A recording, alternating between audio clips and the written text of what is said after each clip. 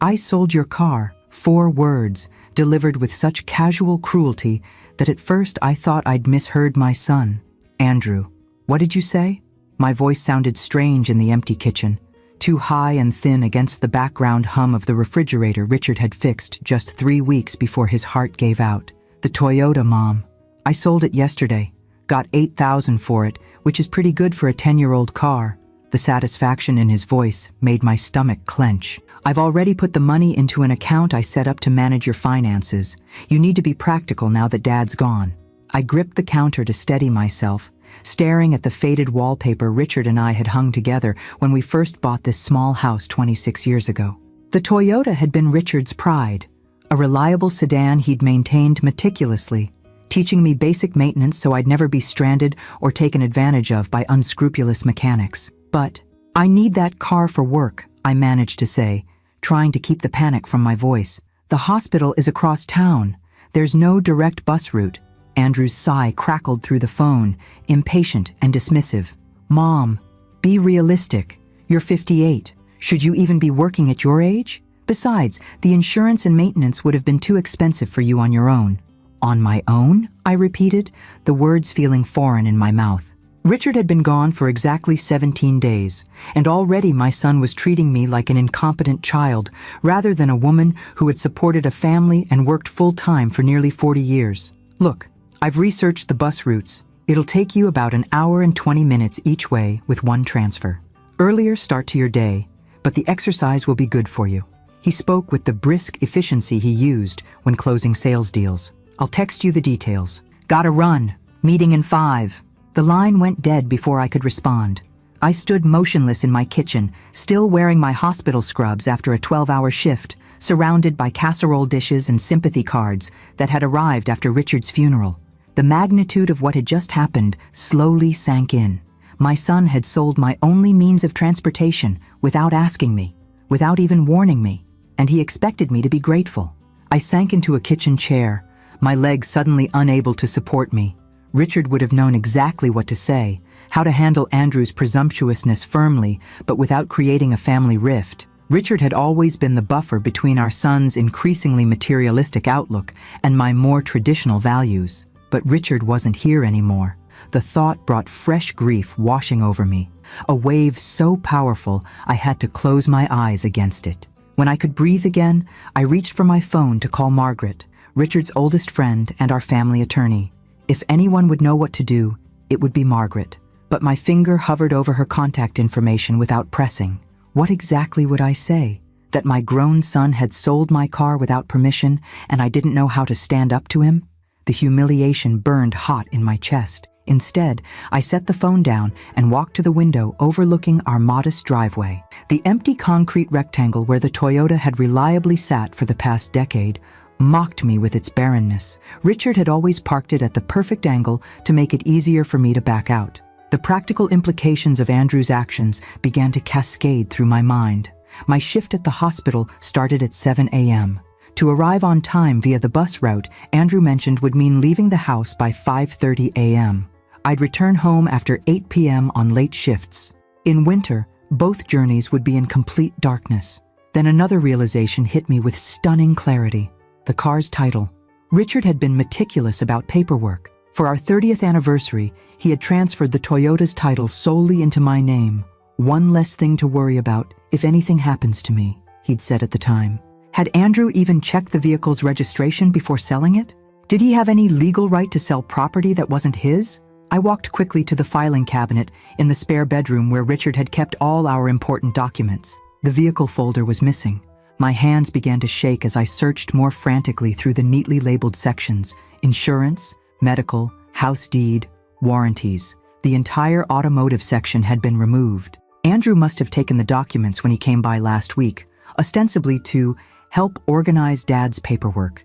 I'd been grateful at the time, too overwhelmed with grief and exhaustion to question why he needed to take anything with him. I sank onto the edge of the bed, Richard's side still undisturbed, his reading glasses still on the nightstand. The magnitude of my son's betrayal expanded like a dark stain. This wasn't impulsive. This was calculated. He had deliberately taken the documents, sold a vehicle he had no right to sell, and had the audacity to frame it as helping me. My phone buzzed with an incoming text. Andrew had sent a complicated bus schedule with multiple transfers, not the single transfer he'd mentioned. The journey would actually take closer to 2 hours each way. The final line read, "The exercise and fresh air will be good for you. We need to schedule a time to go through Dad's tools in the garage too. I can probably get a decent price for them." His tools, Richard's beloved tools, collected over 40 years as a mechanic. The tools he had used to teach neighborhood kids basic car maintenance every summer. The tools that were extensions of his skilled, capable hands. Something shifted inside me then, grief transforming into a cold, clear anger I had never experienced before. Richard wouldn't have wanted me to suffer in silence. He would have expected me to stand up for myself. I picked up my phone again, but this time I didn't hesitate. "Margaret," I said when she answered, "I need your help, and I need to know if there's any way to get into the Toyota's glove compartment without having the car." Margaret arrived at my house 40 minutes later, her silver hair pulled back in its usual no-nonsense bun, a leather portfolio tucked under one arm. At 72, she still practiced law part-time, specializing in elder rights and estate planning. She and Richard had been friends since high school, bonding over a shared love of classic cars and justice in equal measure. "He did what?" she demanded after I explained the situation, her voice rising with indignation.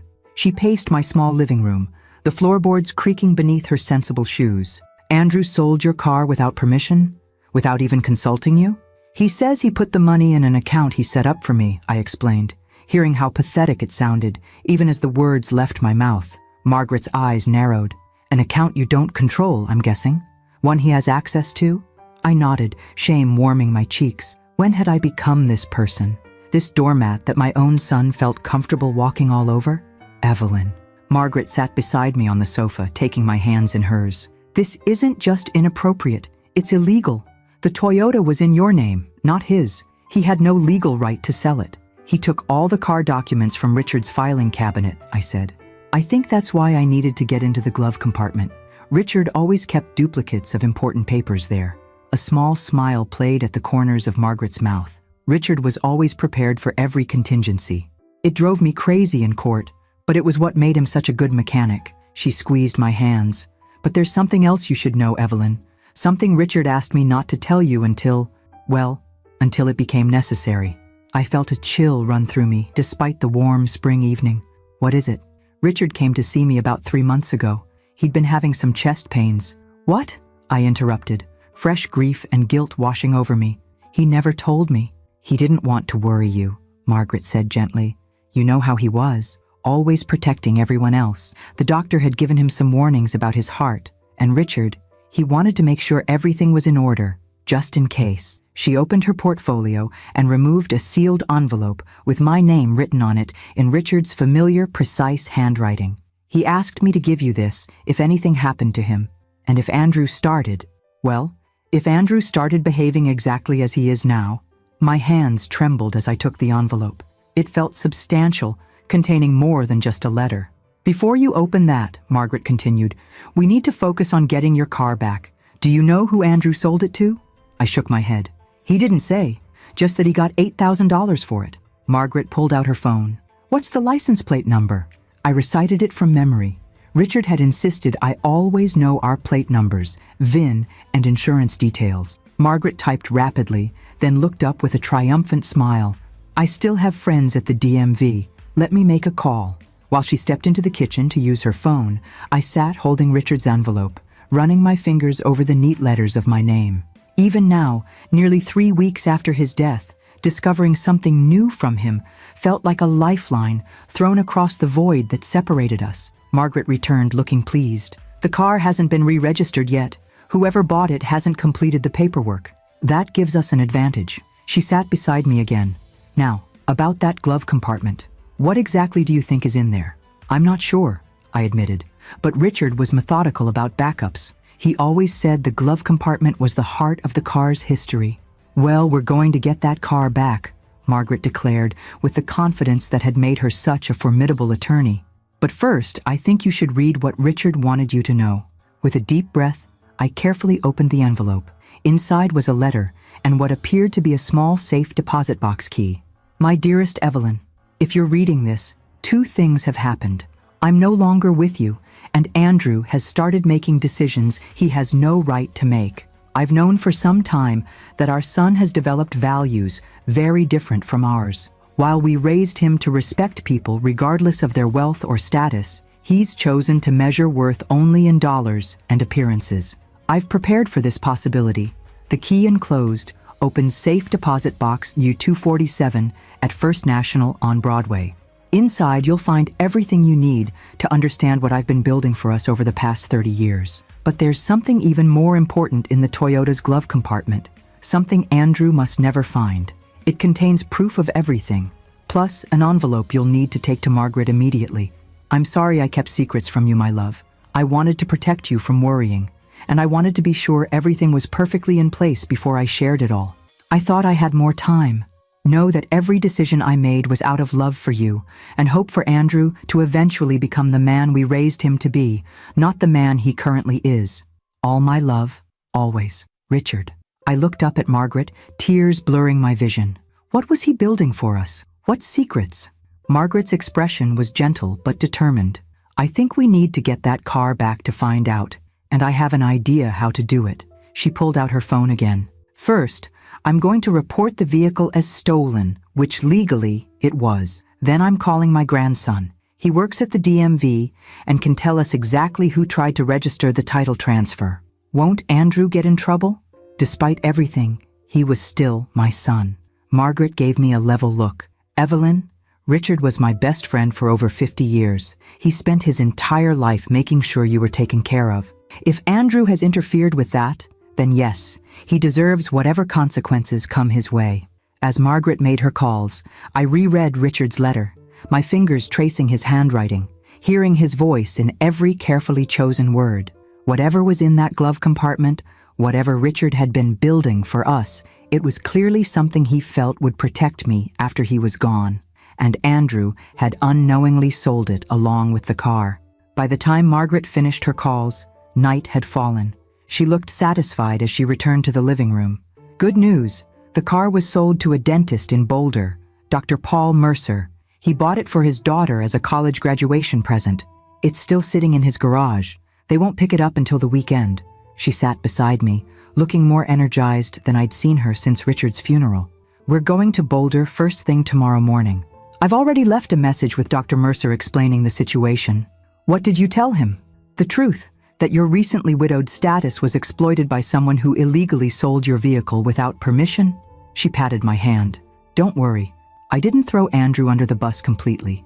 I simply explained that a family member exceeded their authority during a time of grief. I nodded, grateful for her tact, even as I struggled with the painful reality of my son's betrayal. Now, Margaret continued, get some rest. Tomorrow we retrieve your car and find out what Richard was protecting in that glove compartment.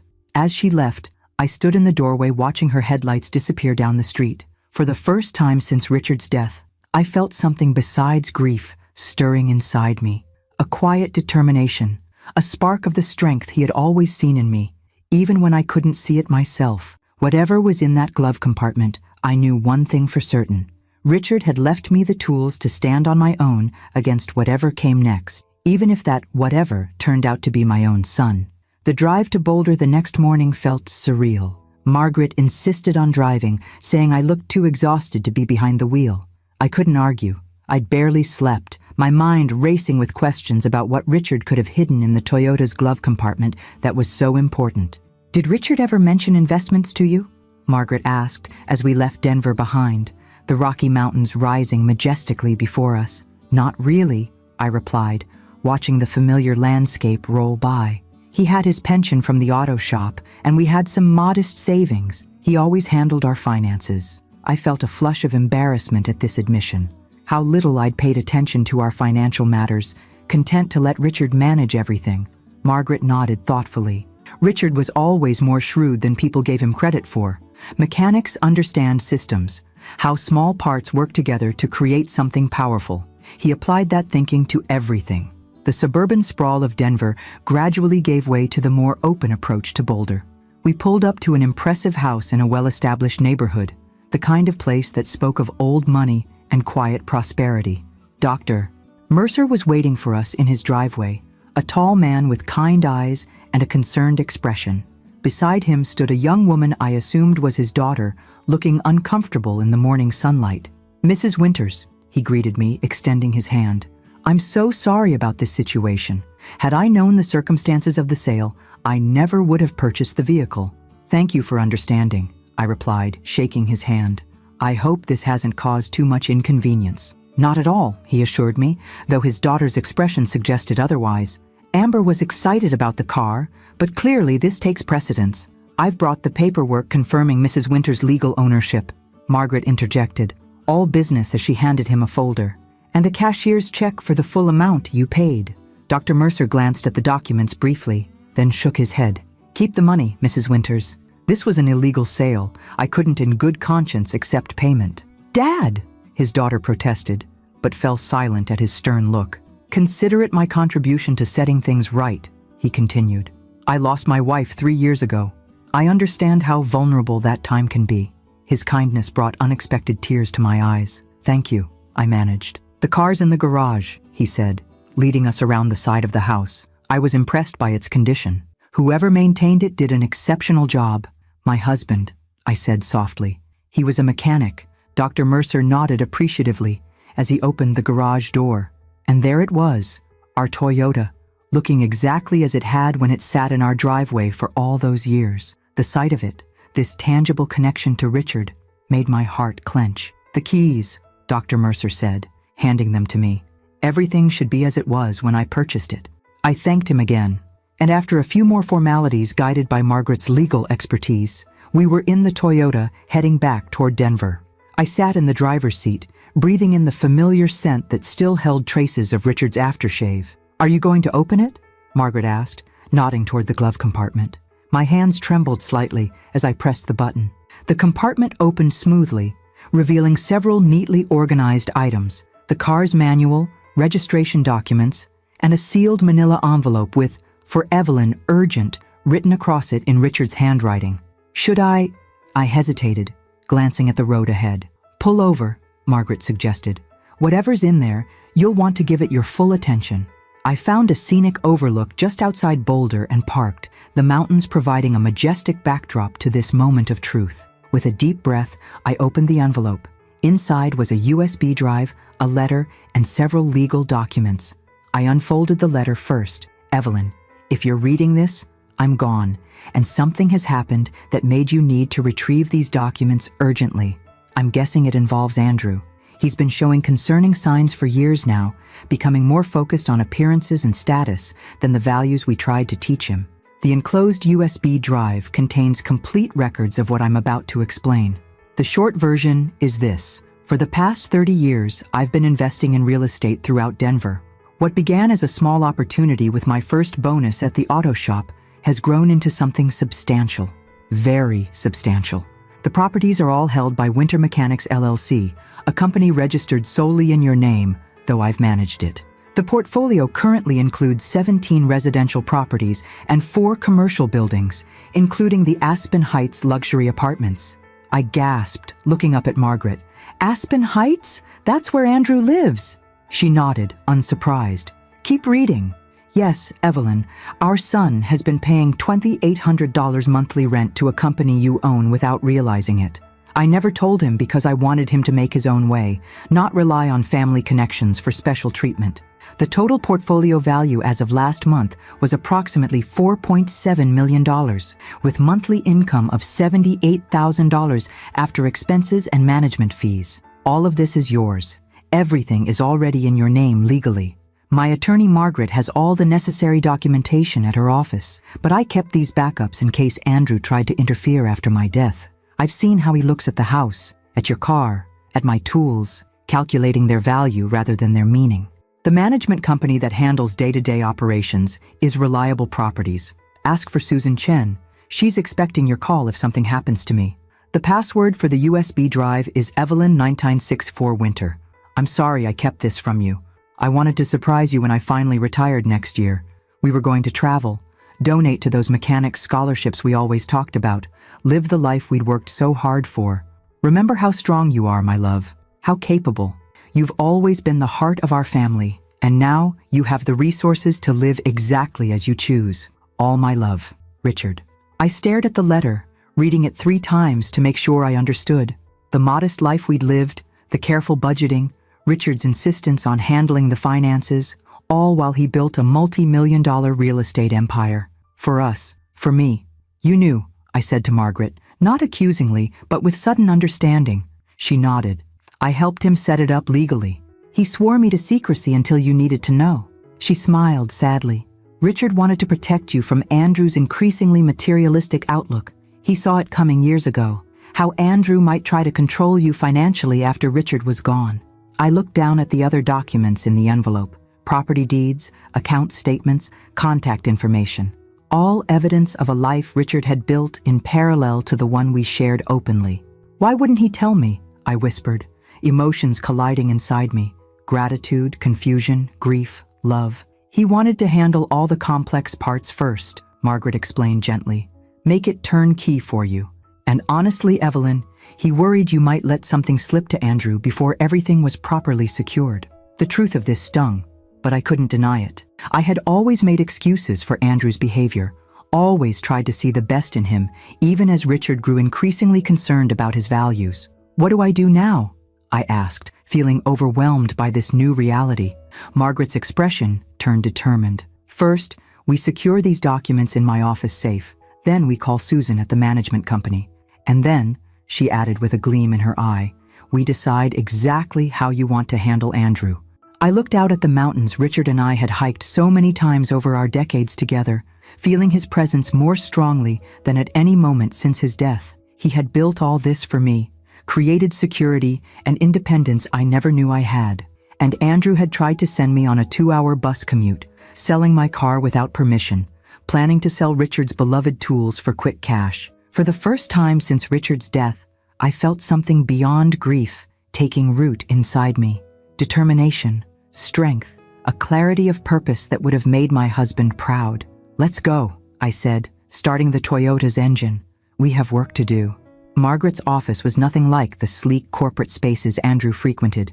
Housed in a converted Victorian near downtown Denver, it featured worn leather furniture, floor-to-ceiling bookshelves, and a distinct absence of pretension. Yet as I sat across from her desk, watching her secure Richard's documents in an old-fashioned safe, I understood that real power often resided in such unassuming places. Susan Chen is expecting your call, Margaret said, handing me her office phone. I suggest putting it on speaker so I can help with any technical questions. Susan answered on the second ring, her voice crisp and professional. Mrs. Winters, I've been expecting your call.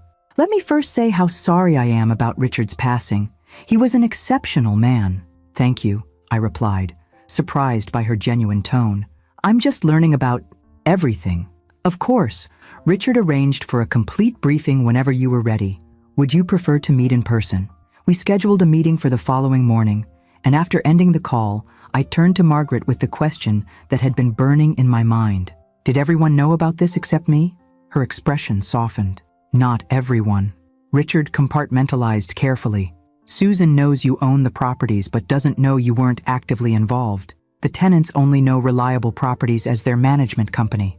The only people who knew the full situation were Richard, myself, and my associate who helped with the legal structures. I nodded, trying to process the magnitude of what Richard had built while maintaining our modest daily life. All those evenings he spent helping friends with car troubles. He was often inspecting properties or meeting with contractors, Margaret confirmed.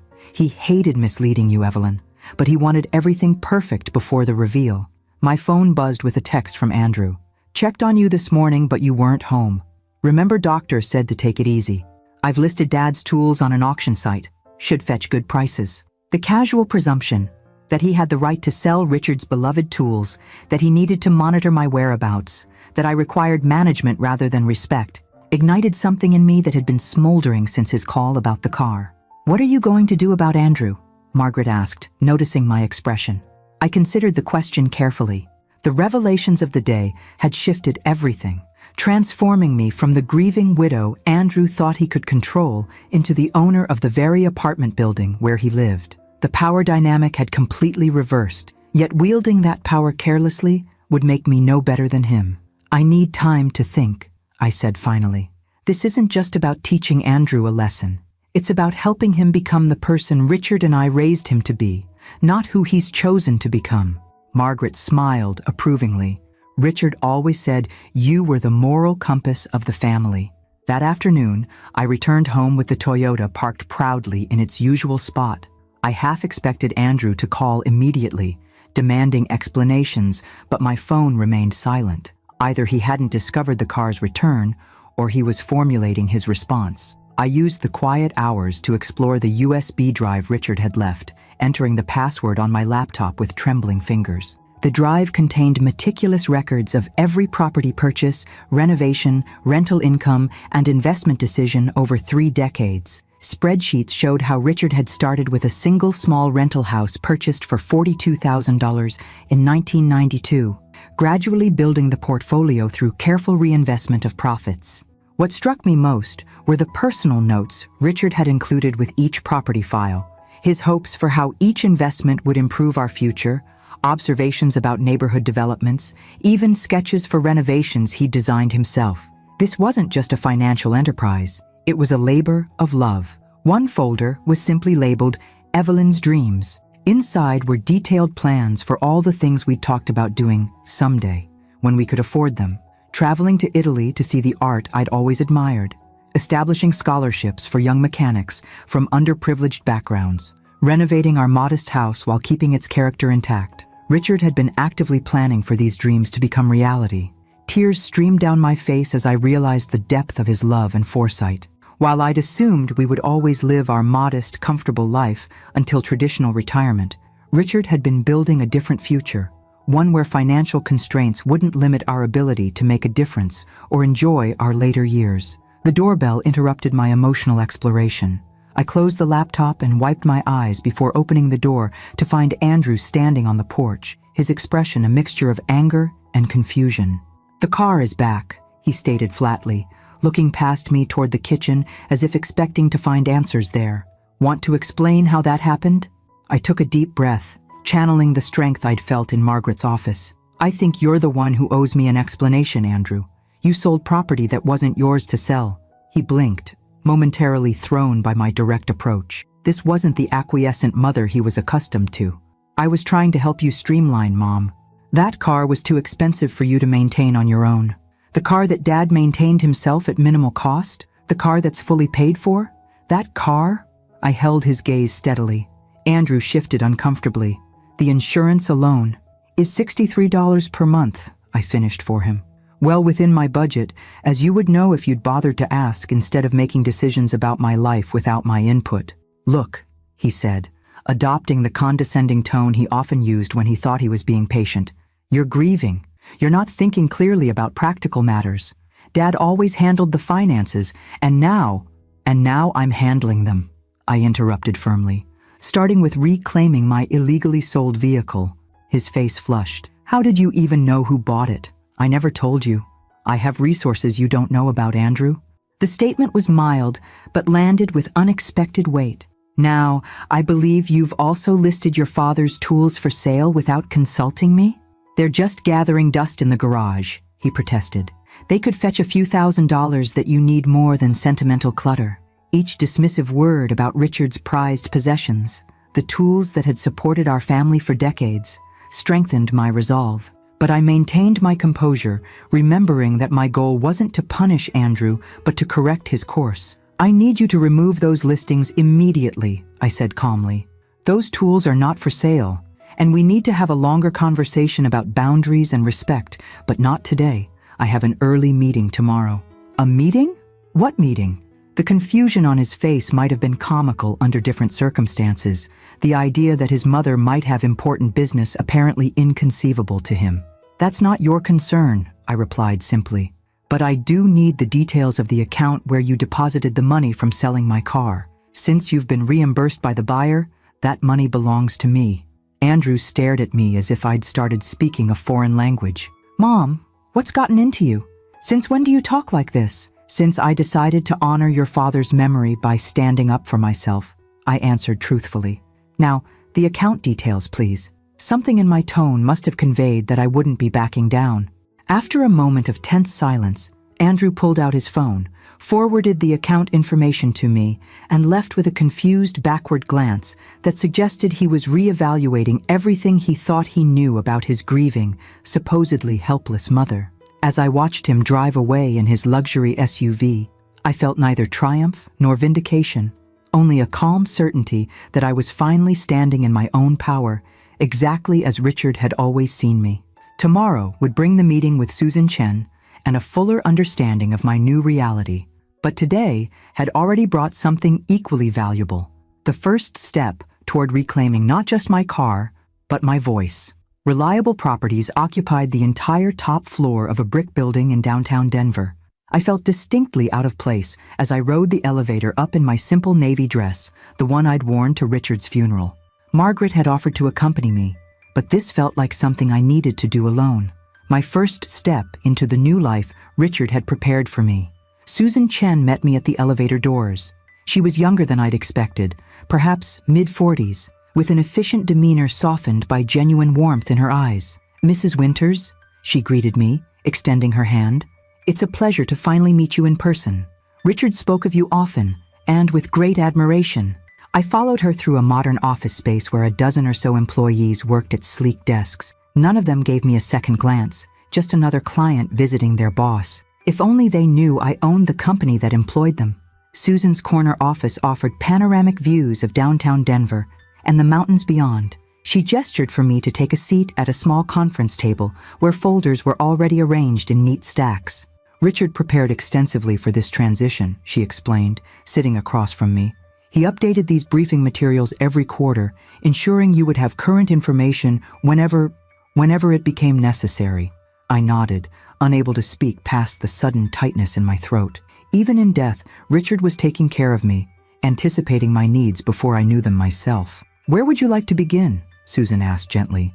"With an overview, I suppose," I managed. "I'm still trying to comprehend the scope of all this." She opened the first folder, revealing a map of Denver with properties highlighted in different colors.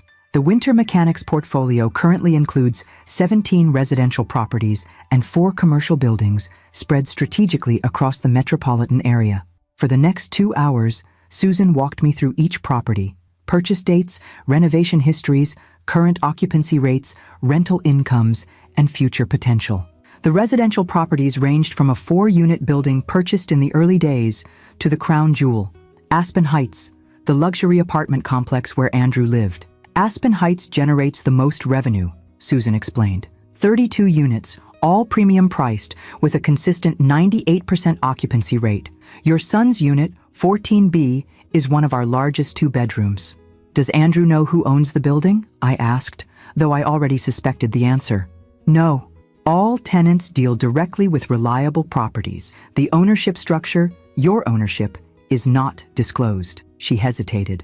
"Richard was quite specific about maintaining that separation, especially regarding your son." I nodded, understanding Richard's reasoning better now. Andrew's respect had become increasingly tied to perceptions of wealth and status over the years. Learning his mother owned his luxury apartment building would have fundamentally altered our relationship, perhaps not for the better. "And the commercial properties?" I prompted. Susan turned to another section of the briefing materials. 4 total, including this building's top 3 floors. The most significant is Riverside Plaza downtown, a mixed-use development with retail on the ground floor and offices above. My head swam with the magnitude of it all. While I'd been working shifts at the hospital, living our modest life in our modest home, Richard had been quietly building an empire that now generated more monthly income than I'd earned in my best years as a nursing assistant. "Richard set everything up to run smoothly without requiring your direct involvement," Susan continued. "Reliable Properties handles all day-to-day operations, maintenance, tenant relations, rent collection. Our quarterly management fee is 8% of gross rental income, slightly below market rate." "And my role in all this?" I asked. "As owner, you have final authority on major decisions, property acquisitions or sales, significant renovations, rent adjustments beyond standard annual increases." She smiled. "But as Richard often said, the beauty of the system is that it doesn't require your constant attention unless you want to be more involved."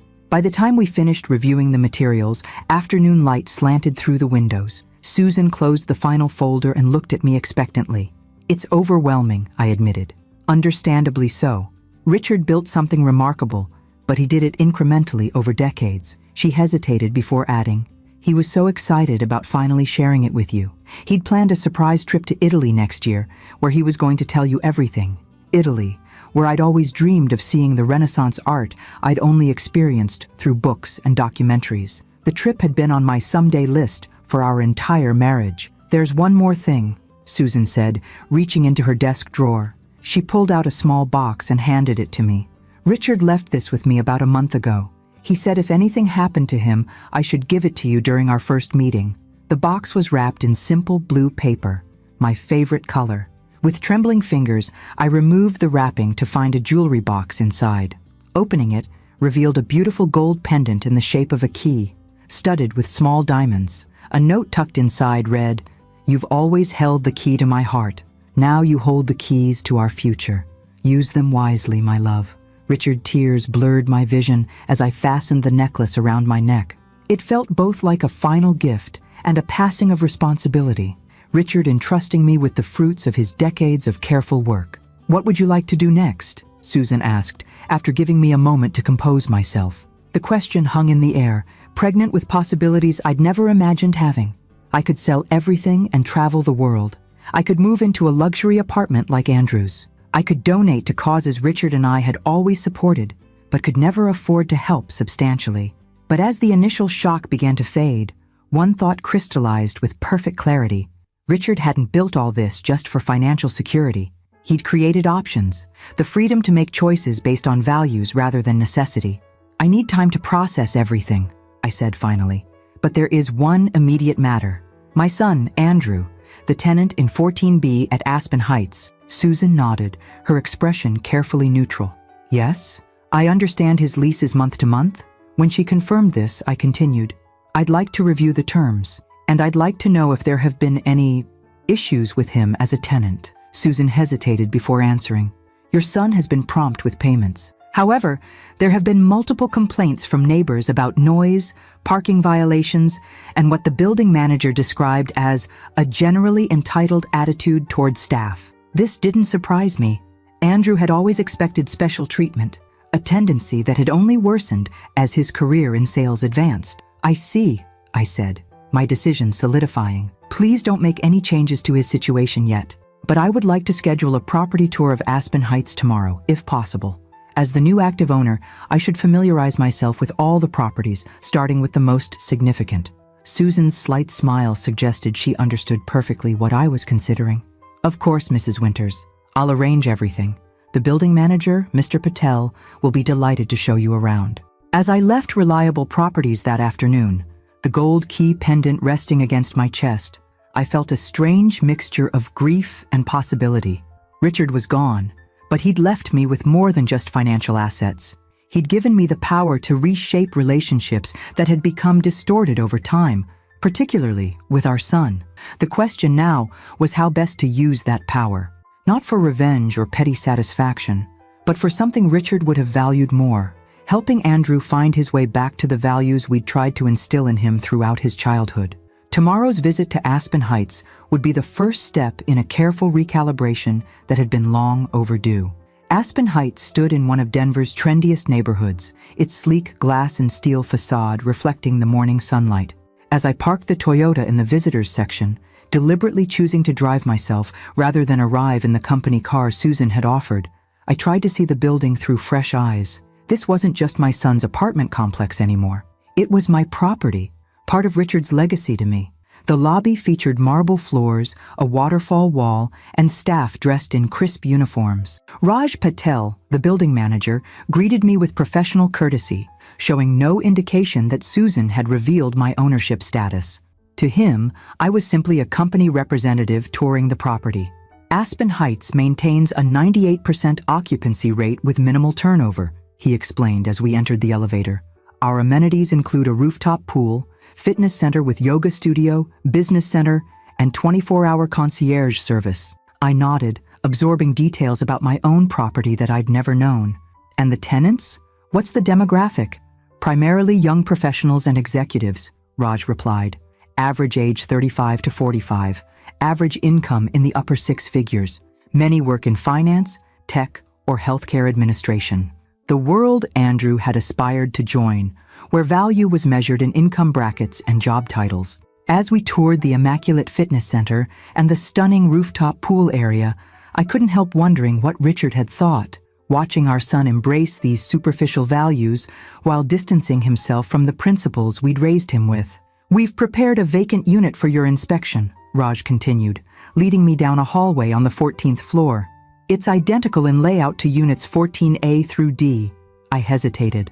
"Actually, I'd like to see 14B specifically." A flicker of something, concern, discomfort, crossed Raj's face. "14B is currently occupied, Mrs. Winters.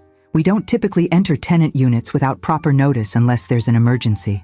"I understand," I assured him. "I don't need to enter. I'd just like to verify its location relative to other units." Raj relaxed slightly.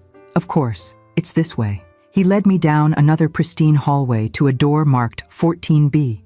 Andrew's home, the luxury apartment he'd been so proud to secure 2 years ago, making a point of mentioning its exclusivity and waitlist whenever conversation allowed. "There have been some concerns regarding this particular tenant," Raj said carefully, keeping his voice low. "What kind of concerns?" He hesitated, clearly uncomfortable discussing tenant issues with someone he perceived as company management. "Nothing that violates lease terms explicitly.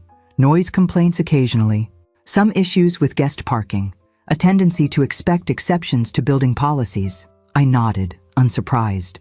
Andrew had always believed rules were flexible for people of certain status, a perspective that had intensified as his sales career advanced. "And how does the tenant respond when these concerns are raised?" I asked. "Typically with promises to comply, followed by temporary improvement before the behaviors resume," Raj replied diplomatically.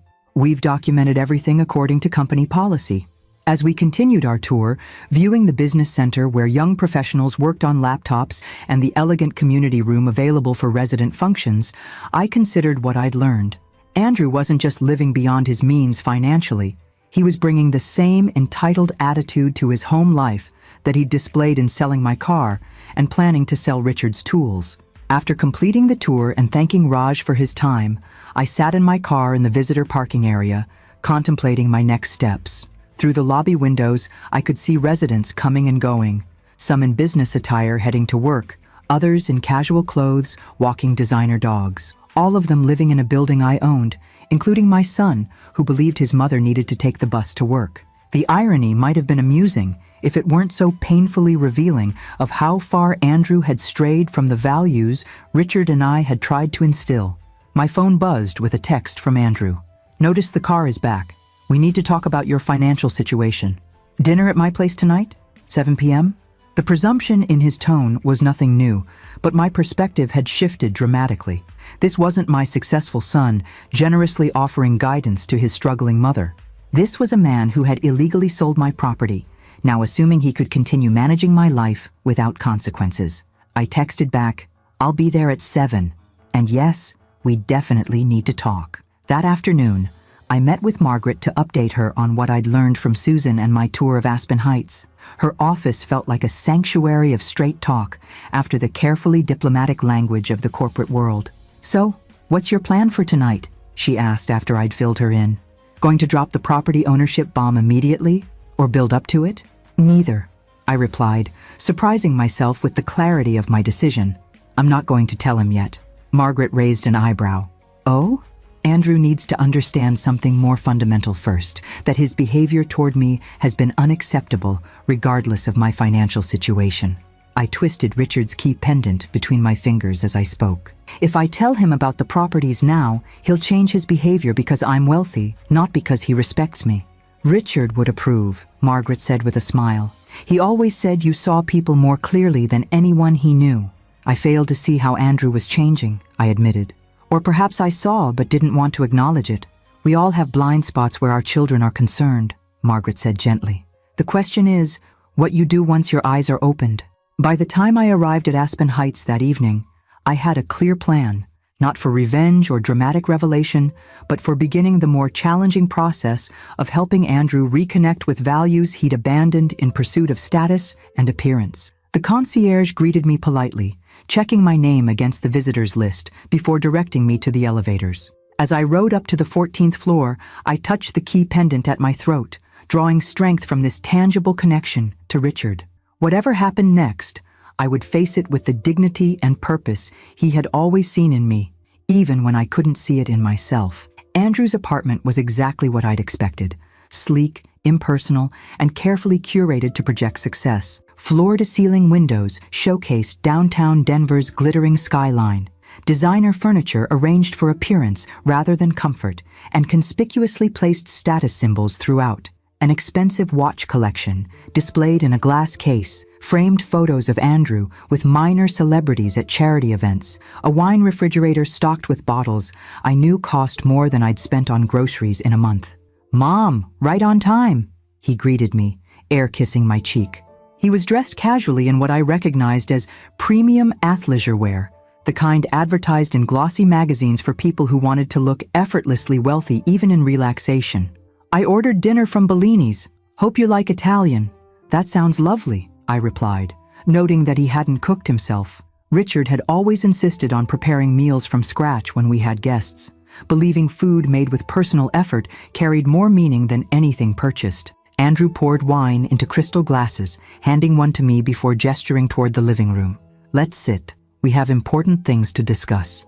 I took a seat on the uncomfortable but visually striking sofa, looking around with new awareness. My son lived in a property I owned, surrounded by luxury items purchased on credit, while believing his recently widowed mother couldn't afford car insurance. "I see you got the car back somehow," he began, his tone suggesting I'd done something mildly amusing, but ultimately misguided. "Care to explain how that happened?" "The buyer returned it when he learned it had been sold illegally," I replied simply. "Without my permission or authority." Andrew waved this off. "A technicality. I was handling it for you, saving you the hassle. By sending me on a 2-hour bus commute to work?" I kept my voice steady, not accusatory but matter of fact. "Mom, be realistic. You can't afford to maintain that car on your nurse's aide salary. Dad always handled the finances, the maintenance, everything. I'm just stepping up to help now that he's gone." There it was, the fundamental assumption underlying his behavior. That without Richard, I was incapable of managing my own affairs, that his judgment automatically superseded mine because of his perceived financial superiority. "I appreciate your concern," I said carefully, "but I didn't ask for that kind of help.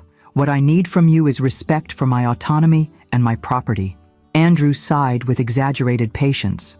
"This is exactly why we need to talk. You're not thinking practically. Grief is affecting your judgment." He leaned forward, adopting the same tone he likely used with difficult clients. "I've put together a financial plan for you. It involves selling the house, it's too big for you alone anyway, and moving into a senior living community." "Senior living?" I repeated, genuinely startled. "I'm 58, Andrew. I'm not ready for a retirement community." "It's not just for elderly people," he explained condescendingly.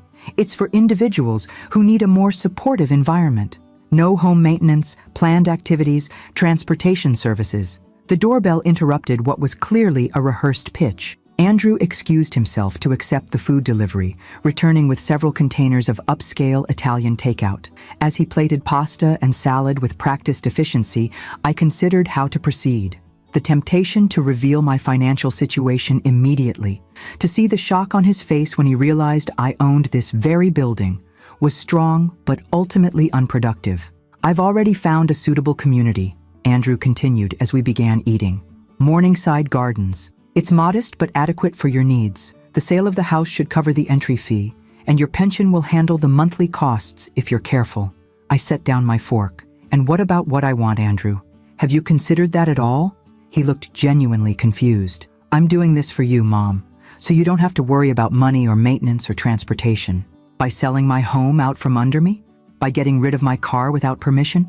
By planning to sell Dad's tools?" I kept my voice calm, but firm. "Those aren't helpful actions. They're controlling ones." Andrew's expression hardened. "Someone needs to take control. You're clearly not equipped to handle these decisions." "Based on what evidence?" I challenged quietly. "My 35-year career?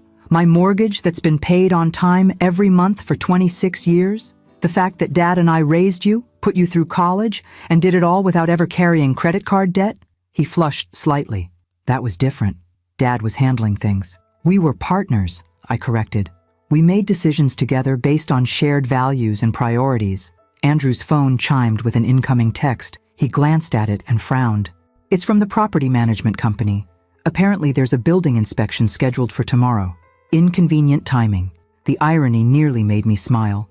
My building inspection, scheduled with Raj during my tour earlier, was already causing ripples in Andrew's carefully controlled world. About those tools, I said, redirecting the conversation. I've removed your online listings. They're not for sale. His eyes widened in surprise, then narrowed. How did you even know how to do that? And why? They're just collecting dust. They were your father's livelihood for 40 years. The tools that paid for your education, your first car, the down payment on your first condo. I met his gaze steadily. They have value beyond what they might fetch at auction. Sentimental value doesn't pay bills, Mom. And what bills are so pressing that we need to sell Richard's tools immediately? I asked. The mortgage is current. The utilities are on auto-pay. I have health insurance through the hospital. What financial emergency are you solving? Andrew seemed momentarily at a loss, unused to being challenged on his financial pronouncements. It's about planning ahead, creating a cushion, being practical.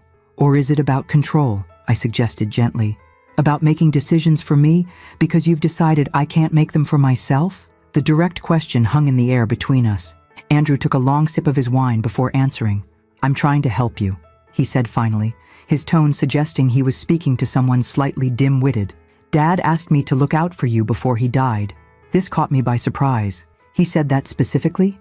Well, not in those exact words, Andrew hedged, but he knew you'd need guidance with financial matters. He always handled everything. I thought of the extensive documentation Richard had left, the careful preparations he'd made to ensure I would have not just financial security, but complete independence. The contrast between what Richard had actually done and what Andrew claimed he'd wanted couldn't have been starker. I think I knew your father better than you did, I said quietly, and I don't believe that's what he wanted at all. Andrew's expression hardened. This is exactly what I was afraid of. You're being emotional rather than practical. This is why I took initiative with the car. That initiative was illegal, I reminded him. The car was in my name only. You had no legal right to sell it. A technicality, he dismissed again. Family helps family. I'm trying to secure your future. I studied my son across the table. This person I'd raised, but somehow failed to instill with the values Richard and I had lived by. The realization was painful, but necessary. Andrew wouldn't hear me as long as he saw me as financially inferior and therefore less worthy of respect or autonomy. I appreciate dinner, I said, rising from the table. But I think we should continue this conversation another time when we're both willing to listen to each other. Andrew looked startled. You're leaving? We haven't finished discussing the senior living arrangements. There's nothing to discuss, I replied firmly. I'm not selling my home or moving to Morningside Gardens. Those decisions are mine to make, not yours. As I gathered my purse, Andrew's expression shifted from surprise to condescension. Mom, be reasonable. You can't manage alone. The yard work, the maintenance, the finances. It's too much. I paused at the door, turning back to face him. I've been managing just fine, Andrew, and I'll continue to do so. The question isn't whether I can handle my life without your father. It's whether you can handle the fact that I don't need your control disguised as help. His face flushed with anger, but I left before he could respond, walking calmly to the elevator with a strange sense of lightness. For the first time since Richard's death, I had stood my ground completely, not just about the car or the tools, but about my fundamental right to direct my own life. As I drove home in the Toyota Richard had maintained so carefully, I realized tonight had been an important test, not of Andrew, but of myself. I had faced my son's attempts to control me without revealing the financial power I now held. I had asserted my autonomy based on principle rather than position. Richard would have been proud. And tomorrow, when Raj Patel conducted his inspection of Unit 14B, would bring a subtle but significant shift in the dynamics between mother and son, one Andrew wouldn't even recognize until much later. The game had changed, but only I knew the new rules. The building inspection notification had clearly rattled Andrew more than he wanted to admit. He called 3 times the following morning, each message more agitated than the last. Mom, This inspection is ridiculous. They've never done one before. They're asking to check everything. Plumbing, electrical, even closet spaces. It's invasive. Can you believe they're threatening lease violations if I don't comply? I pay premium rent for this place. I let the calls go to voicemail, focusing instead on my meeting with Susan Chen. We sat in her office reviewing the property portfolios with special attention to Aspen Heights. The inspection is standard procedure when ownership changes hands, Susan explained. We're conducting them at all properties to give you a comprehensive understanding of current conditions. And has my son been notified it's a change of ownership inspection? I asked. No, tenants are simply informed it's a building-wide assessment. Your ownership remains confidential, as per the protocols Richard established. I nodded, satisfied. And Raj understands to treat Unit 14B exactly like all others? No special attention, positive or negative? Absolutely. He's our most professional manager, completely discreet. By afternoon, I was back at my modest home, tending to Richard's garden while listening to increasingly frustrated voicemails from Andrew. The final one came at 3:17 p.m., his tone shifting from annoyed to alarmed. Mom, you won't believe this. The building manager just cited me for 3 lease violations. Unauthorized modifications to the thermostat system, excessive noise complaints, and improper storage in the fire exit stairwell. They're threatening to revoke my lease if I don't address everything within 2 weeks. This is ridiculous. I know the owner of the management company through work. I'm going to have someone's job over this. I set down my gardening tools, brushing soil from my hands as I considered this development. I hadn't instructed Raj to find violations, but I wasn't surprised he had. Andrew had always considered rules to be flexible guidelines that didn't fully apply to him. My phone rang again. Margaret this time.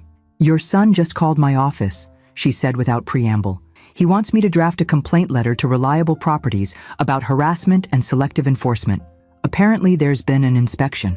I couldn't help laughing. Did you tell him you represent me? Not him? I simply said I'd need to check for conflicts of interest before I could advise him, which is technically true.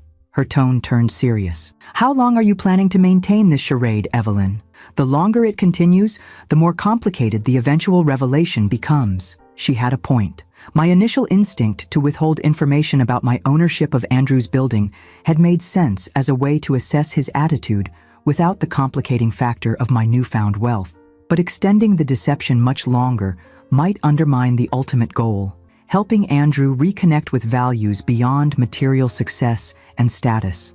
I'll tell him soon, I promised. But I need him to understand something fundamental first, that his behavior has been unacceptable regardless of my financial situation. Well, he's certainly getting a taste of his own medicine with this inspection business, Margaret observed. Sometimes natural consequences are the most effective teachers. After we hung up, I checked my watch. Andrew would be finishing work soon. It was time for the next phase of what I'd begun to think of as Operation Perspective Adjustment. I drove to Aspen Heights, timing my arrival to coincide with the end of Raj's workday. He greeted me professionally in the lobby, offering a leather portfolio. The complete inspection report for Unit 14B, Mrs. Winters, as requested. I've highlighted the actual violations versus the cosmetic issues. Thank you, Raj. And the tenant's response? Initially argumentative, followed by attempts to establish social connections that might override the violations. Raj's neutral expression didn't change, but a slight tightening around his eyes suggested this wasn't an unusual experience with Andrew.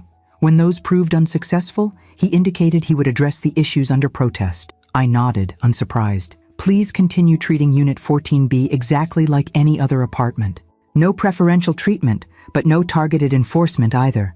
Just standard protocols. Of course, Mrs. Winters. As Raj departed, I settled into one of the elegant lobby chairs with the inspection report, making myself visible in the main entrance where residents returning from work would pass by. The violations were legitimate. Andrew had installed an unauthorized smart thermostat system that interfered with the building's central HVS, accumulated multiple noise complaints from neighbors, and was storing his expensive mountain bike in the emergency stairwell rather than the designated storage areas. Right on schedule, Andrew strode through the lobby doors at 5:45 p.m., his attention focused on his phone. He nearly walked past before registering my presence. Mom? He stopped abruptly, confusion evident on his face. What are you doing here? I closed the portfolio calmly. Waiting for you, actually. I thought we might continue our conversation from last night. His expression darkened. This isn't a good time. I'm dealing with a ridiculous situation with the building management. Some power-tripping inspector cited me for completely minor issues, like storing your bike in the fire exit stairwell? I asked innocently. Andrew's eyes narrowed. How did you know about that? You mentioned lease violations in your voicemail, I reminded him. It seemed like a likely issue, given your tendency to prioritize convenience over rules. He dismissed this with an impatient gesture. The point is, they're suddenly enforcing obscure regulations that nobody follows. It's targeted harassment. Or perhaps it's consistent rule enforcement that you're not used to experiencing, I suggested mildly. Because you typically expect exceptions. Andrew stared at me, genuinely baffled by this perspective. Whose side are you on? I'm your son. I'm on the side of fairness, Andrew. The same rules should apply to everyone, regardless of their perceived status or connections. Several residents passed through the lobby, nodding respectfully to Andrew. He clearly enjoyed being recognized, standing a little straighter, his expression shifting to one of casual importance. Let's not discuss this here, he said finally. Come up to my place. As we rode the elevator to the 14th floor, I considered how differently Andrew moved through the world compared to his father. Richard had commanded genuine respect through integrity, skill, and consistent treatment of everyone he encountered. Andrew cultivated the appearance of importance, adjusting his behavior based on what he thought people could do for him. In his apartment, Andrew immediately poured himself a whiskey without offering me anything. The inspection had clearly rattled him more than he wanted to admit. I don't understand why you're here, he said bluntly. Did you come to lecture me about following rules? Because that's rich coming from someone who can't even manage basic finances without help. The condescension in his tone strengthened my resolve. Actually, I came to return these. I removed a set of keys from my purse. They're the spare keys to the house that you took without asking. And to let you know I've changed the security code. Andrew blinked in surprise. You're overreacting. I needed access to help organize Dad's things. You needed to ask permission first, I corrected. Just like you needed my permission before selling the car or listing Richard's tools for sale.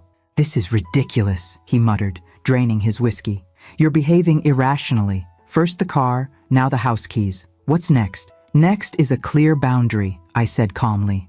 You don't make decisions about my property, my finances, or my living arrangements without my explicit consent. Not because you're trying to help, not because you think you know better. My life, my choices. Andrew stared at me as if I'd started speaking a foreign language. This assertive, boundary-setting mother was completely unfamiliar to him. Dad would be disappointed in how you're handling this, he said finally, reaching for what he clearly thought was his strongest argument. He knew you'd need guidance. I touched the key pendant at my throat, drawing strength from it. Your father believed in me more than anyone ever has. He trusted my judgment, my resilience, and my ability to manage whatever came my way. For a brief moment, uncertainty flickered across Andrew's face, the first crack in his absolute conviction that he understood his father's wishes better than I did. Look, I know this is a difficult time, he said, his tone softening into something practiced and patronizing. Grief makes people resistant to change. How about we table the senior living discussion for now and focus on smaller steps? Maybe a financial advisor to help organize Dad's pension and your accounts. I studied my son, this person I'd raised but somehow failed to instill with the values Richard and I had lived by. The realization was both painful and clarifying. Andrew wouldn't truly hear me until something disrupted his fundamental assumption of superiority. I don't need a financial advisor, I said simply, and I don't need you to manage my life. What I need is for you to address those lease violations before you jeopardize your housing situation. His expression hardened again. So that's it? You came all the way here to throw this inspection business in my face and reclaim some house keys? No, I replied, rising to leave. I came to establish boundaries and to suggest you might apply the same critical thinking to your own behavior that you're so quick to apply to building management. Rules exist for reasons, Andrew, even for people who think they're special. As I left his apartment, I felt neither triumph nor vindication, only a quiet certainty that I was finally standing in my own power, exactly as Richard had always seen me.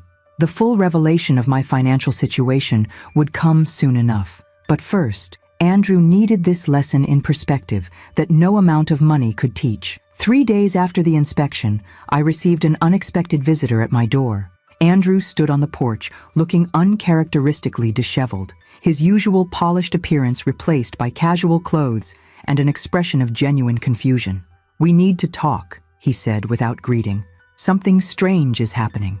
I invited him in, noting the dark circles under his eyes and the nervous energy in his movements as he paced my small living room. "The building management company called me in for a meeting yesterday," he began. "Not just about the violations. Those are minor. I've already addressed them. This was different." He ran a hand through his hair, a gesture so reminiscent of Richard that it made my heart ache. "They're raising my rent by 30% when my lease renews next month." "That seems significant," I observed, keeping my expression neutral, despite knowing exactly why this was happening. Susan had consulted me about adjusting Andrew's artificially low rent to match market rates, a correction I had approved. "It's outrageous. I've been a tenant for 2 years. My unit isn't any different from when I moved in." He stopped pacing to look at me. "But that's not even the strangest part. When I tried to leverage my connections, mention the executives I know through work, the manager said something bizarre." "What did he say?" I asked, genuinely curious about Raj's response. "He said, ownership has specifically reviewed your situation and determined that market-appropriate rates should apply regardless of tenant connections or status." As if someone had specifically discussed me. Andrew's brow furrowed. "It feels personal, like someone's targeting me." The irony was almost painful. For the first time, Andrew was experiencing what so many others did, the impartial application of rules without special consideration for his perceived importance. And he found it not just frustrating, but incomprehensible. "Maybe it is personal," I suggested. "Maybe someone noticed how you expect preferential treatment and decided to apply standard policies instead." Andrew stared at me. "Whose side are you on? I came here for support, not criticism. I'm on the side of fairness." I repeated my words from our previous conversation. "Why should you pay less than your neighbors for the same apartment?" "Because that's how the world works," he exclaimed, exasperated. "It's about who you know, the relationships you cultivate. I've spent years building professional connections. And you think those connections should entitle you to pay less rent than someone without them? How is that fair?" He looked at me as if I were being deliberately obtuse. "Life isn't fair, Mom. Dad understood that. It's why he worked so hard to give us advantages." The mischaracterization of Richard's values sparked something in me. "Your father believed in earning what you received through honest work and treating people with equal respect regardless of their status. He never sought special treatment or advantages based on connections." Andrew scoffed. "That's why he remained a mechanic his whole life, instead of leveraging his skills into management or ownership. He lacked ambition." The dismissive assessment of Richard's life choices, spoken so casually in the home we had built together, crystallized exactly why this lesson was necessary. Andrew had completely lost sight of what truly constituted success and value. "Your father," I said carefully, "was exactly where he wanted to be, doing work he found meaningful and honorable. That you measure his life by his title or income says more about your values than his achievements." Something in my tone must have penetrated, because Andrew's expression shifted from dismissive to uncertain. He glanced around the modest living room with its comfortable but worn furniture, family photos covering the walls, bookshelves filled with well-read volumes. "I just want what's best for both of us," he said finally, his voice less certain. "A better life than this, financial security, status that opens doors. And you assume I don't have those things because they don't look the way you expect them to," I observed. "That says a great deal about how you measure worth, Andrew." He sank onto the sofa, suddenly looking exhausted. "I don't understand what's happening lately. First the car situation, then the inspection, now this rent increase. It's like the universe is conspiring against me. Or perhaps it's simply removing the special treatment you've come to expect," I suggested, "showing you what life is like for people who don't believe they're entitled to exceptions." Andrew looked up sharply. "You've changed, Mom. Since Dad died, you're different. Harder, more critical." "Not harder," I corrected. "Clearer, about my boundaries, my values, and what I'm willing to accept from others, including you." An uncomfortable silence settled between us. For perhaps the first time in his adult life, Andrew was confronting the possibility that his worldview where status trumped character and connections superseded rules, might not be universally shared or accepted. "So what am I supposed to do about the rent increase?" he asked finally. "I can afford it, but it's the principle of the thing. I've been a perfect tenant. Except for the lease violations," I pointed out, "minor technicalities, which matter to the people responsible for safety and building management." I met his gaze steadily. "You have choices, Andrew. Pay the market rate like everyone else, find a less expensive apartment, or make a genuine case based on your actual tenancy record, rather than who you know." He seemed to truly consider this for a moment, before his expression hardened again. "This feels like I'm being taught some kind of lesson, and I don't appreciate it." "Sometimes life does that," I agreed. "Teaches lessons we didn't sign up for, but might need nonetheless." Andrew stood abruptly. "I should go. Clearly I'm not going to get the support I expected here." As he moved toward the door, he paused by the side table where a new framed photo stood, Richard in his workshop, surrounded by the tools Andrew had tried to sell, his face alight with the joy of creation and service. "Dad would have helped me with this," Andrew said quietly. "He would have made some calls, found a solution. Your father would have expected you to handle the consequences of your choices with integrity," I corrected gently, "and to consider that perhaps paying the same rent as everyone else is simply the right thing to do." After Andrew left, I sat in Richard's favorite chair, running my fingers over the worn armrests where his hands had rested for so many years. The conversation had been difficult but necessary. The first time I'd directly challenged Andrew's entitled worldview without hiding behind politeness or maternal accommodation. My phone buzzed with a text from Susan. "Tenant of 14B has requested a follow-up meeting to discuss rent adjustment. How would you like us to proceed?" I considered my options carefully.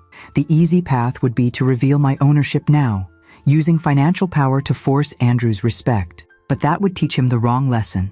That money, not character, was what truly mattered. "Proceed with standard protocols," I texted back. "No exceptions, no special treatment, but document all interactions carefully." The more difficult path, allowing natural consequences to unfold while maintaining appropriate boundaries, would take longer and involve more discomfort for both of us. But if there was any hope of helping Andrew reconnect with the values Richard and I had tried to instill, it was the only viable approach. As evening settled over the house Richard and I had shared for decades, I felt his presence more strongly than at any time since his death. Not as a ghost or spiritual visitation, but as the enduring influence of a life well lived, one guided by principles rather than appearances, substance rather than status. "I'm trying," I whispered to the empty room, "to honor what you built, to stand in my own strength, and to help our son find his way back to what truly matters." No answer came, of course, but as I touched the key pendant at my throat, I felt a quiet certainty that I was on the right path, not just for myself, but for Andrew as well. The ground was shifting beneath his feet, challenging assumptions he'd held for too long. Whether he would find better footing or continue to stumble remained to be seen. "I think it's time," Margaret said, as we shared lunch at a small cafe near her office. A week had passed since Andrew's visit about the rent increase, a week of pointed silence from my son, broken only by a terse text informing me he would handle the rent situation himself and didn't need my input. "Time for what?" I asked, though I suspected I knew. "Time to stop the charade." She set down her fork with characteristic precision. "Andrew's had his initial lessons in consequence and perspective. If you wait too long to reveal the full truth, the deception itself becomes the issue rather than the behavior you're trying to address." I nodded slowly, acknowledging the wisdom in her assessment. "I've been thinking the same thing, but I want the revelation to be meaningful, not just shocking. I want it to illuminate the values Richard lived by, not just the assets he built." "Ooh, so what's your plan?" Margaret's eyes gleamed with interest. "Richard's tools," I replied. "The ones Andrew wanted to sell for quick cash. I think they hold the key to the right approach." After lunch, I drove to the bank where Richard had kept his safe deposit box. Using the key he'd left in his letter, I opened it for the first time. Inside were meticulously organized documents, property deeds, investment records, insurance policies, all carefully labeled and cross-referenced. Richard had been preparing this for years, creating a comprehensive system I could navigate without his guidance. But tucked among the legal papers was something unexpected, a small leather-bound journal with "For Evelyn," written on the cover in Richard's precise handwriting. I slipped it into my purse, saving it for a private moment. That evening, I sat in our bedroom and opened the journal with trembling hands. It wasn't a diary in the traditional sense, but rather a series of letters Richard had written to me over the years, documenting his thoughts about our life together, his hopes for Andrew, and most relevantly, the philosophy behind his quiet investment strategy. November 12th, 2003. My dearest Evelyn, today I purchased the 4th property, the small apartment building on Maple Street. Andrew asked why I still waste time fixing other people's cars when I could move up to management. He doesn't understand yet that true value isn't found in titles or corner offices, but in work that matters and choices that reflect our deepest principles. Each property I buy is secured in your name through Winter Mechanics LLC, not for tax advantages or liability protection, though those exist, but because everything I build is meant for you, for us, to create freedom of choice rather than obligation to others' expectations. I hope someday Andrew will understand that wealth isn't meant to elevate us above others, but to eliminate the pressures that might otherwise force us to compromise what matters most. Money should purchase freedom to live by our values, not replace them with hollow status. All my love, Richard. Tears blurred my vision as I read entry after entry, spanning nearly 3 decades. Richard's voice reaching out from beyond death, affirming the very lessons I was now trying to teach our son. The final entry, dated just 2 weeks before his heart attack, hit me with particular force. April 3rd, 2023. My dearest Evelyn, the doctor's news today wasn't good. My heart is weaker than we thought. I've accelerated the final preparations, ensuring everything is properly structured for your security. Margaret knows what to do if things progress more quickly than we hope. I worry most about Andrew. He's built his identity on external markers of success while missing the deeper satisfaction of living with integrity and purpose. My greatest hope is that he'll eventually recognize what truly constitutes a life well lived. Not accumulation or status, but contribution and character. My tools, the ones he's always viewed as just old equipment, represent this philosophy better than anything else I own. Each one has helped create something of value, repair what was broken, build what was needed. They're not just implements, but embodiments of the principles I've tried to live by. If I don't get the chance to show him this myself, perhaps someday you can help him see that the most valuable things I leave behind aren't properties or investments, but the example of measuring worth by contribution rather than acquisition. All my love, always, Richard. I closed the journal, Richard's final written words etching themselves into my heart. The revelation was both painful and illuminating. He had known his time was limited, had accelerated his preparations while shielding me from worry, and had held out hope for Andrew's eventual understanding of what truly mattered. The path forward crystallized with perfect clarity. Richard's tools would indeed be the key, not just as physical objects, but as embodiments of the values they represented. The next morning, I called Susan Chen with specific instructions regarding Andrew's upcoming rent negotiation meeting. Then I dialed Andrew's number. "Mom?" He sounded surprised to hear from me after a week of silence. "Is everything okay?" "Everything's fine," I assured him. "I was wondering if you could come by the house tomorrow evening. There's something important I need to discuss with you." "If this is about the rent situation, I've got it handled," he said, defensive edge returning to his voice. "I have a meeting with management tomorrow afternoon." "It's not about your apartment," I said truthfully.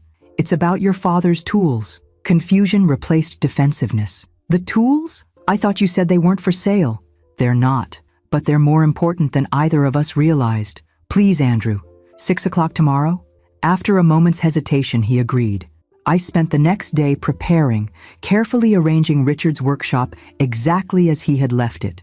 Tools methodically organized on pegboards and in drawers, projects in various stages of completion positioned around the space, the small TV in the corner where he would watch baseball games while working on particularly long repairs. When Andrew arrived, I met him at the door, dressed not in my usual casual clothes, but in the crisp button-down shirt and jeans that had been my standard attire during the years I had worked alongside Richard in his shop before taking the hospital position.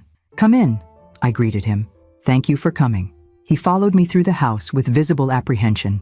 "What's this about, Mom? Your message was pretty cryptic." I want to show you something your father left, I explained, leading him toward the detached garage that had served as Richard's workshop for decades. Something I think you need to see to understand recent events. The familiar scent of metal, oil, and wood greeted us as I opened the workshop door, the sensory signature of Richard's domain that brought an unexpected lump to my throat. Andrew paused in the doorway, his expression flickering with what might have been reluctant nostalgia. "Dad's shop," he murmured. "It looks exactly the same." "Because it matters exactly as it is," I replied, moving to the workbench where I had placed Richard's journal and a specific set of tools. "These tools aren't just implements, Andrew. They built our life together, paid for your education, maintained our home, served our community." Andrew shifted uncomfortably. "I know they meant a lot to Dad. More than that." I picked up a well-worn wrench, Richard's favorite. "This tool alone has probably generated tens of thousands of dollars over the years, not through its resale value, but through its purposeful use in Richard's skilled hands." I gestured around the workshop. "Your father could have sold these tools years ago and taken a management position like you suggested. He had multiple offers, but he chose to remain a mechanic because he valued creation and service over status or title." Andrew's defensive posture softened slightly. "What does this have to do with whatever you wanted to discuss?" "Everything." I handed him Richard's journal. "Before you read this, there's something you should know, something that will change how you understand your father, our family, and recent events in your life." Andrew took the journal with visible confusion. "What are you talking about? Your father wasn't just a mechanic, Andrew. That was his passion and profession, but not his only skill." I took a deep breath. While working with his hands and charging fair prices that ordinary people could afford, Richard was also quietly building something else, something he kept private for specific reasons. Building what? Andrew's curiosity was clearly piqued, despite his desire to maintain emotional distance. "A real estate portfolio currently valued at approximately $4.7 million, I stated simply, including, among other properties, Aspen Heights luxury apartments, where you live." The journal slipped from Andrew's suddenly nerveless fingers. I caught it before it hit the concrete floor. "That's not possible," he whispered. "Dad was a mechanic. We lived like this." He gestured around at the modest workshop. "We lived according to our values," I corrected gently. "Comfort without ostentation, security without status seeking, purpose beyond accumulation. These were choices, Andrew, not limitations." His eyes widened as understanding began to dawn. "You're saying Dad owned my building? That you own it now?" "Winter Mechanics LLC owns it," I confirmed. "A company Richard established 30 years ago, registered solely in my name from the beginning. The same company that owns 16 other residential properties and 3 commercial buildings throughout Denver." Andrew sank onto Richard's workshop stool, his worldview visibly crumbling. "The inspection, the rent increase, that wasn't coincidence." "No," I acknowledged. "After you sold my car without permission, I discovered what Richard had built for us, including the fact that you've been paying below market rent in a building I own while suggesting I take the bus to work because I couldn't afford car insurance." The stark reality of his actions laid bare in this new context rendered Andrew momentarily speechless. I placed the journal gently on the workbench beside him. "This contains your father's thoughts about what he was building and why, his hopes for both of us, his concerns about the values you were embracing." I touched his shoulder lightly. "I'll give you privacy to read it. Take as long as you need." As I turned to leave, Andrew found his voice. "Mom, we'll talk after you've read it," I said quietly.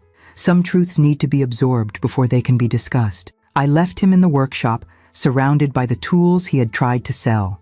Tools that represented everything Richard had valued and everything Andrew had gradually dismissed in pursuit of status and appearance. The revelation was complete. Now, the more difficult work would begin, helping my son find his way back to the values that truly constituted his father's legacy. Trước khi khép lại câu chuyện này, mình muốn bạn ở lại với mình thêm một chút, như một cuộc trò chuyện thực sự, không vội vàng, không kịch bản. Đôi khi mình nghĩ, điều đặc biệt nhất của những câu chuyện như thế này không phải là cao trào, không phải là cái kết, mà là những cảm xúc còn đọng lại sau khi mọi thứ đã kết thúc. Bạn có bao giờ xem xong một câu chuyện rồi tự nhiên im lặng vài giây không? Không phải vì không có gì để nói, mà là vì có quá nhiều thứ đang chạy trong đầu. Mình thì có. Và mỗi lần như vậy mình lại tự hỏi ngoài kia có bao nhiêu câu chuyện giống như thế này mà chúng ta chưa từng được nghe. Bao nhiêu con người đã trải qua những điều khó khăn như vậy nhưng không có ai kể lại. Bao nhiêu người phụ nữ đã phải mạnh mẽ trong im lặng mà không ai thực sự nhìn thấy. Đó là điều khiến mình luôn suy nghĩ rất nhiều sau mỗi video. Bởi vì sự mạnh mẽ không phải lúc nào cũng ồn ào. Nó không phải lúc nào cũng là những khoảnh khắc đứng trên sân khấu hay những chiến thắng rõ ràng để mọi người vỗ tay. Đôi khi sự mạnh mẽ chỉ đơn giản là thức dậy vào mỗi buổi sáng khi bạn không còn chút năng lượng nào, tiếp tục cố gắng khi mọi thứ dường như đang chống đối lại bạn, mỉm cười dù bên trong bạn đang rất mệt mỏi. Và điều đặc biệt là rất nhiều người phụ nữ ngoài kia đang làm điều đó mỗi ngày. Không ai biết, không ai hỏi, nhưng họ vẫn tiếp tục. Những nhân vật trong câu chuyện bạn vừa xem có thể là hư cấu, nhưng cảm xúc của họ thì không hề hư cấu. Nỗi đau là sự thật, sự tổn thương là thật, và cả sự kiên cường cũng là thật. Đó là lý do tại sao mình luôn muốn kể những câu chuyện như thế này. Không phải để làm mọi thứ trở nên buồn hơn, mà để chúng ta có thể hiểu hơn, hiểu rằng đằng sau mỗi con người là cả một hành trình mà chúng ta không thể nhìn thấy. Hiểu rằng đôi khi sự im lặng của một người không phải là họ yếu đuối, mà là họ đã phải chịu đựng quá nhiều. Và hiểu rằng sự vươn lên không phải lúc nào cũng hoàn hảo. Có những lần họ sẽ gục ngã, có những lúc họ sẽ nghi ngờ chính mình, có những khoảnh khắc họ muốn từ bỏ tất cả. Nhưng rồi họ vẫn đứng dậy, không phải vì họ không sợ, mà là vì họ không còn lựa chọn nào khác ngoài việc phải tiếp tục. Và mình nghĩ đó mới là định nghĩa thực sự của sức mạnh. Không phải là không bao giờ yếu đuối, mà là vẫn bước tiếp, ngay cả khi bạn đang yếu đuối nhất. Có thể khi nghe đến đây, bạn sẽ thấy câu chuyện này không chỉ là về một nhân vật nữa, mà là về rất nhiều con người. Có thể là một người bạn của bạn, một người thân trong gia đình, hoặc thậm chí là chính bạn. Và nếu bạn từng trải qua những cảm xúc tương tự, thì mình muốn bạn biết một điều: bạn không hề đơn độc. Có thể câu chuyện của bạn chưa được kể, có thể không ai thực sự hiểu hết những gì bạn đã đi qua, nhưng điều đó không làm cho những gì bạn trải qua trở nên ít quan trọng hơn. Ngược lại, nó càng cho thấy bạn đã mạnh mẽ như thế nào để đi đến đây. Và đó cũng là lý do mình luôn hy vọng khi bạn xem được những video này, bạn không chỉ xem để giải trí, mà bạn sẽ cảm nhận, bạn sẽ dừng lại một chút để nghĩ, để nhìn mọi thứ chậm lại, để hiểu hơn về con người và về chính mình. Bởi vì đôi khi một câu chuyện có thể không thay đổi cả thế giới, nhưng nó có thể thay đổi cách bạn nhìn nhận về thế giới. Và như thế đã là rất đủ rồi. Nếu bạn đã đi cùng mình đến tận đây, thật sự mình rất trân trọng điều đó. Không phải ai cũng có đủ kiên nhẫn để lắng nghe đến tận giây phút cuối cùng. Và việc bạn vẫn ở đây có nghĩa là câu chuyện này đã chạm đến bạn, dù chỉ một chút. Nếu bạn muốn, bạn có thể tiếp tục đồng hành cùng mình trong những video tiếp theo. Vẫn sẽ là những câu chuyện như thế này.